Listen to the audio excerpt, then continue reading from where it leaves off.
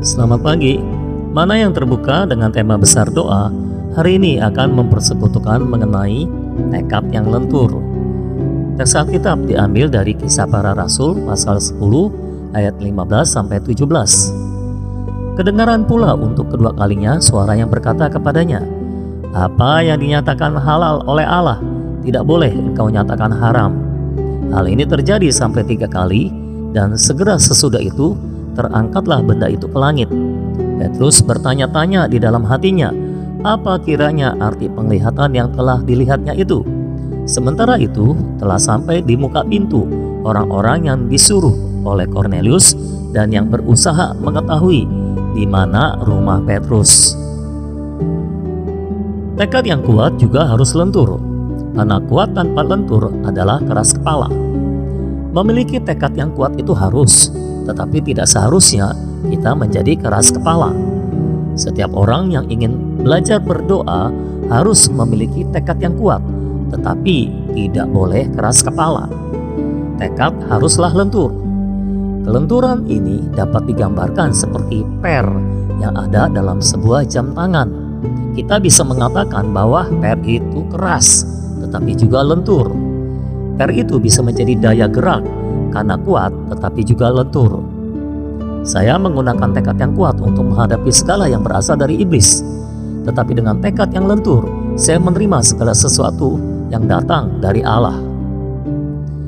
Dalam doa, seringkali kita baru menjamah kehadiran Allah, tetapi tak berapa lama kemudian kita kehilangan penyertaannya. Penyebab utamanya adalah karena kita tidak cukup lentur. Karena sebetulnya perasaan Allah sudah berbelok, tetapi kita tidak ikut berbelok bersama Dia. Kita bersikeras mempertahankan doa yang semula karena kita merasa ini baik.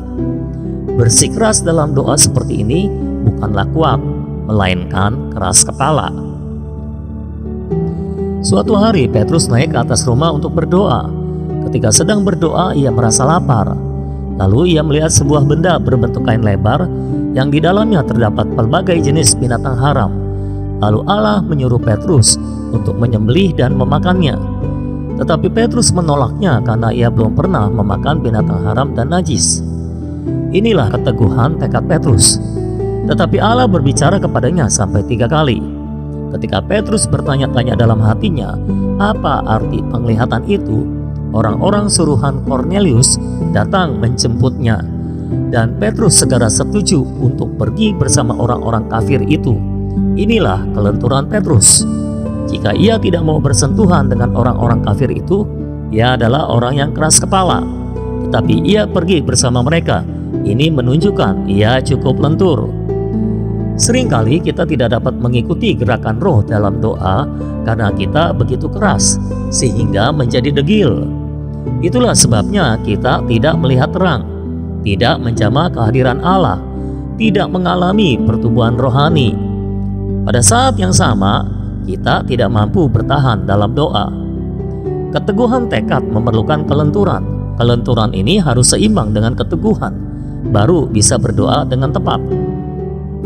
Iblis sering memanfaatkan manusia, benda, dan perkara yang di luar untuk membunuh kehidupan doa kita. Karena itu, kita perlu melatih tekad kita agar dapat berdiri teguh.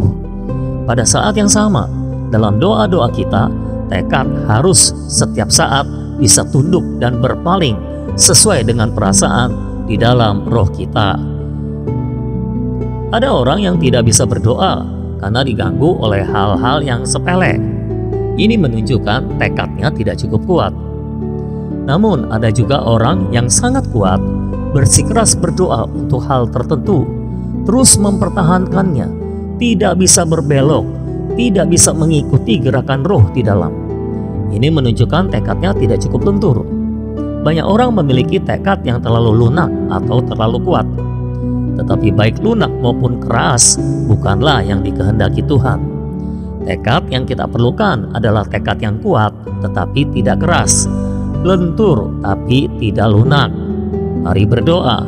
Oh Tuhan Yesus, tolong kami untuk memiliki tekad yang kuat tapi tidak keras, lentur tapi tidak lunak, agar kami dapat berdoa dan mengikuti kegerakan-Mu dalam doa, sehingga kami berdoa sesuai dengan kehendak Bapa. Amin.